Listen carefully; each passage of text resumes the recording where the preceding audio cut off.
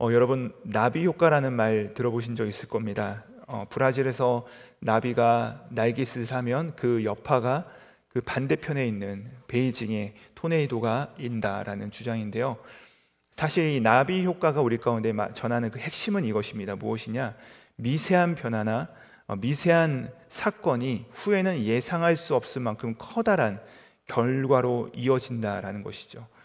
지금 당장 보기에는 작아 보이지만 후에는 대단한 결과로 우리 가운데 돌아온다는 것입니다. 여러분, 우리의 영적 세계에도 이런 나비 효과가 있다는 것이죠. 지금 당장 내 눈에 볼 때는 굉장히 작은 믿음의 반응일지 모르지만 그것이 훗날 그 자신과 그의 가정, 그의 가문 전체를 구원할 수 있는 얼마나 위대한 하나님의 역사로 돌아오는지에 대해서 오늘 말씀 우리 가운데 전하고 있다는 것입니다. 오늘 본문에서 보시면요, 이 모세의 뒤를 이어서 이스라엘의 지도자가 된 여호수아, 그가 이제 사람 2명을 이제 여리고성에 파송하는 장면으로 시작되는 것을 볼 수 있습니다. 그리고 그 정탐의 임무를 받고 들어온 이 2사람이요, 여리고성에 들어왔는데 라합이라고 하는 기생, 창기의 집에 들어가서 숙박을 하게 됩니다. 그런데 이스라엘 정탐꾼이 여리고성에 들어왔다는 그 첩보가 그 여리고 왕의 귀에 들어오게 된 것이죠. 그래서 그가 어떻게 하냐면 그들이 머물고 있다고 하는 이 라합의 집에 사람을 보냅니다. 군대를 보내어서 그에게 명령을 합니다.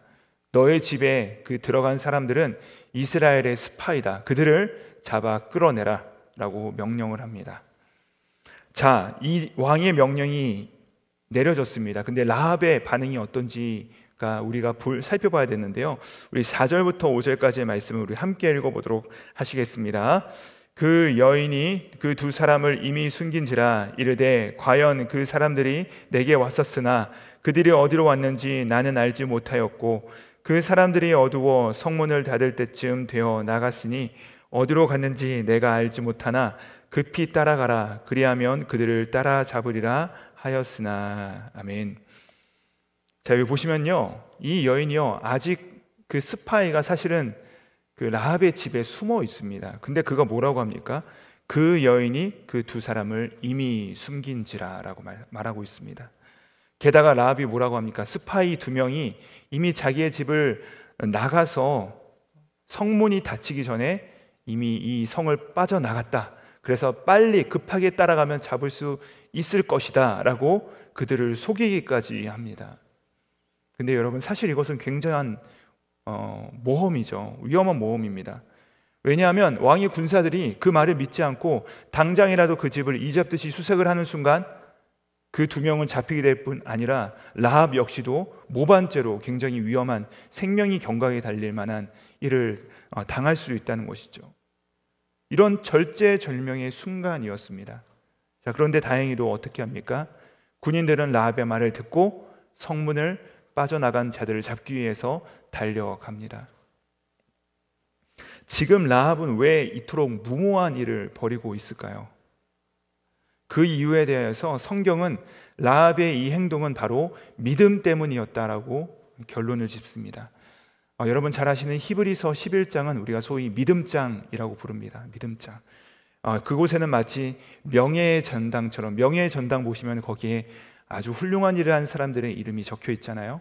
근데 명예의 전당처럼 믿음의 전당이 있고 거기에 한 사람 한 사람의 이름들이 이렇게 다 나오는데요. 그 영광스러운 믿음의 전당의 그 반열 가운데 노아가 나오고 에녹이 나오고 아브라함이 나오고 모세가 나오고 또 요셉이 나오고 이런 우리가 알만한 사람들이 계속해서 등장하다가 놀랍게도 그들과 어깨를 함께한 인물이 바로 누구냐? 바로 오늘 말씀에 나온 라합이라는 것입니다. 자, 히브리서에서 그녀를 어떻게 소개하는지 아십니까? 히브리서 11장 31절의 말씀을 제가 한번 읽어드리겠습니다. 믿음으로 기생 라합은 정탐꾼을 평안히 영접하였으므로 순종하지 아니한 자와 함께 멸망하지 아니하였도다. 믿음으로 기생 라합은 이라고 히브리서는 소개하고 있습니다. 그러니까 믿음으로 기생 라합은, 어쩌면 굉장히 조화가 되지 않는, 조합이 쉽지 않은 단어들이 등장하고 있어요. 믿음으로 기생 라합은. 성경은요, 의도적으로 이 라합의 직업에 대해서 계속해서 언급을 합니다. 기생 라합, 창기 라합, 의도적으로 여러 차례 언급을 하죠. 그녀는 사실 매춘부죠. 매춘부. 그런데 놀랍게도 성경은 라합이 기생에 집중하도록 하지 않고요, 믿음에 집중하게 합니다. 라합이 믿음으로 행한 일로 말미암아 그는 더 이상 그들과 동일하게 멸망하지 않고 믿음의 선진들과 동일한 반열에 이르게 되었다라고 선포하는 것을 우리가 볼 수 있다는 것이죠. 사랑하는 성도님들, 우리가 이 사실을 기억하시기 바랍니다. 믿음이 이긴다는 것입니다. 믿음이 이깁니다. 믿음이 무엇을 이깁니까? 믿음이 우리의 과거를 이기고요, 믿음이 죄를 이기고 믿음이 우리의 운명을 이긴다는 사실입니다. 하나님께서는요, 우리의 과거와 예전의 삶이 아닌 지금 당장 현재 우리의 믿음으로 우리를 바라보고 계신다는 사실이죠.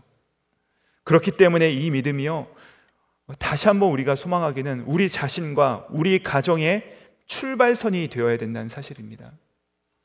우리의 과거, 우리의 이력, 우리의 죄와 허물이 우리가 전에는 어떤 사람인지에 대해서 이것을 드러내는 보는 모습이 될 수 있겠지만, 우리가 어떤 사람인지에 대해서 말할 수 있는 그런 근거는 될 수 있겠지만, 우리 삶의 결론은요, 우리 삶의 마침표는 결국 그것을 내리는 것은 바로 믿음이라는 사실입니다. 그런 믿음이 우리의 새로운 미래를 열어가게 될 것이라는 것이죠. 바라고 소망하기는 저와 여러분에게 이 소망이 다시 한번 샘솟기를 주님의 이름으로 축복드립니다. 2024년, 아니 그 이전까지 우리의 삶이 어떠하였든지 간에, 우리의 이력이 어떠하였든지 간에, 우리의 그 궤적이 어떠했는지 간에 2025년부터는 우리가 주님을 바라보는 믿음으로 말미암아 우리의 정체성이 다시 한번 새롭게 쓰여지고, 우리가 하나님 보시기에 믿음의 사람이구나, 이런 고백으로, 이런 놀라운 은혜로서 발견되어지는 저와 여러분 되기를 우리 구주 예수님의 이름으로 축복드립니다.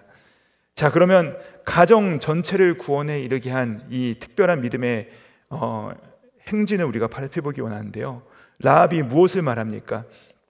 우리 함께 9절부터 11절까지의 말씀인데요, 우리 함께 살펴보도록 하시겠습니다. 9절부터 11절까지 말씀입니다. 말하되 여호와께서 이 땅을 너에게 주신 줄을 내가 아노라. 우리가 너희를 심히 두려워하고 이 땅 주민들이 다 너희 앞에서 간담이 녹나니, 이는 너희가 애굽에서 나올 때 여호와께서 너희 앞에서 홍해의 물을 말게 하신 일과 너희가 요단 저편에 있는 아모리 사람의 두 왕 시온과 옥에게 행한 일, 곧 그들을 전면시킨 일을 우리가 들었음이니라. 여기까지 읽겠습니다. 먼저 여기까지 보시면요, 지금 라합이 무슨 말을 하고 있습니까? 라합이 들었다는 것입니다. 내가 들어서 아노라, 그러니까 하나님에 대한 지식이 내 안에 있노라 라고 그가 말을 하는 것이죠. 근데 무엇에 대해서 들었습니까? 라합은요, 아마도 길거리에서 사람들의 소문으로, 또 자기 집에 투숙하러 오는 사람들로부터 들었을 것입니다. 무엇에 대해 들었습니까? 바로 이스라엘에 대한 소문을 들은 것입니다. 이스라엘이라는 민족이 있는데, 그들이 애굽에 원래 종노릇하던 민족인데, 하나님이라는 신이 이들을 구원하여서 10가지 재앙이 애굽 땅에 내리고, 또 하나님께서 홍해물을 가르게 하셔서 그 땅을 마른 땅같이 건너왔고, 그들이 그 애굽 땅 사막에서 이들이 거니는데 하늘에서 만나와 메추라기를 먹으면서 이들이 건너왔다. 그리고 그들이 바로 우리 앞, 이 요단강 그 전에서 그들이 대기하고 있다는 소식을 그가 들은 것입니다. 여러분, 놀라운 것은요, 라합은요, 한 번도 이 사실에 대해서 눈으로 본 적이 없습니다. 다 귀로 들은 것이에요. 사람들의 풍문으로 듣게 된 것이죠. 그런데 놀라운 것이 무엇인지 아십니까? 라합은요, 사람들에게 듣기만 하였는데도 이것을 믿음으로 받아들입니다. 본 적이 없습니다. 근데 믿음으로 그가 이것을 삼습니다. 그리고 11절 말씀에서 놀라운 고백을 하는데, 우리 11절 말씀 함께 읽어보도록 하시겠습니다. 시작.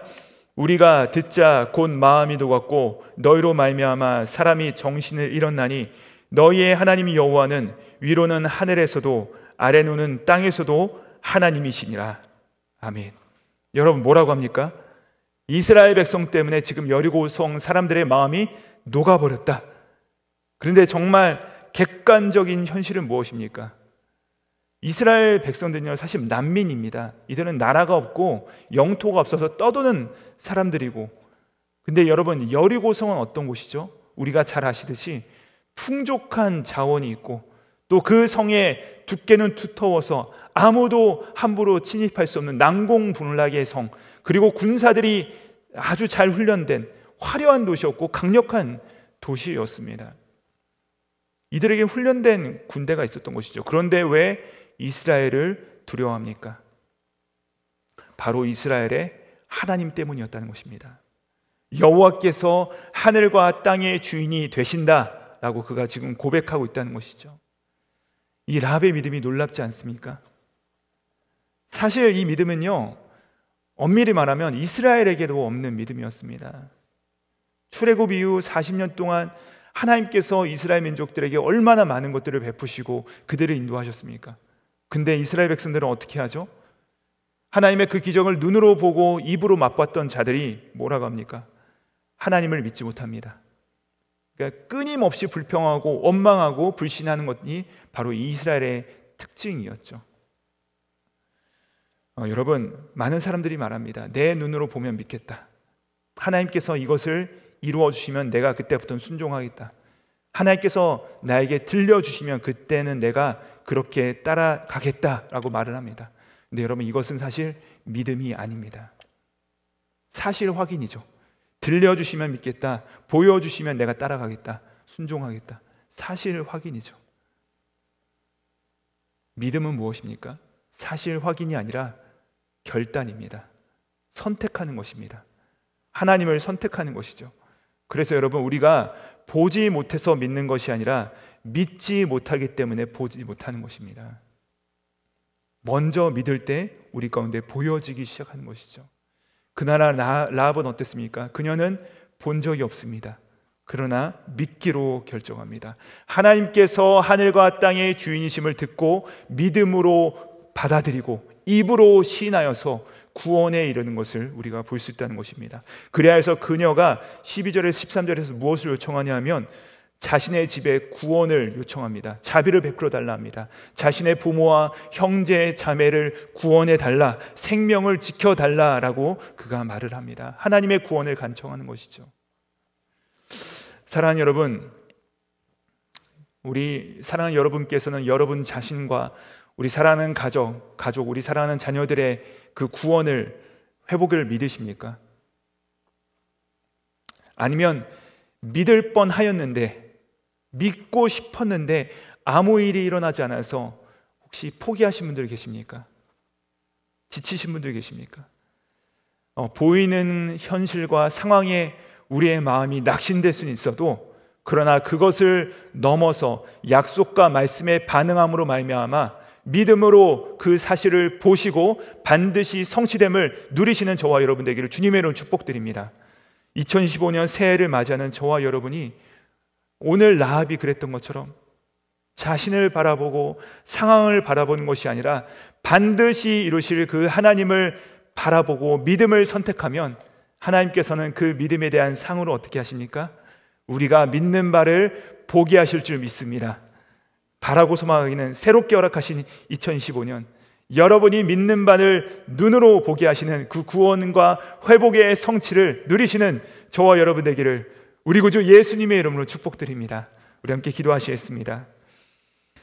하나님, 감사합니다. 오늘 말씀을 통해 우리가 사실 확인이 아닌 믿음의 길을 결단하게 하시니 감사합니다. 결국 믿음이 승리할 것입니다. 우리의 과거와 과오가 아닌 현재의 믿음을 찾으시는 주님 앞에서 보이지 않는 가운데도 믿음을 선택함으로 자신과 가정 전체를 구원하였던 라합과 같은 믿음의 승리를 누리는 2025년 되게 하여 주시옵소서. 믿음의 주여 온전케 하시는 예수 그리스도의 이름 받들어 기도드립니다. 아멘.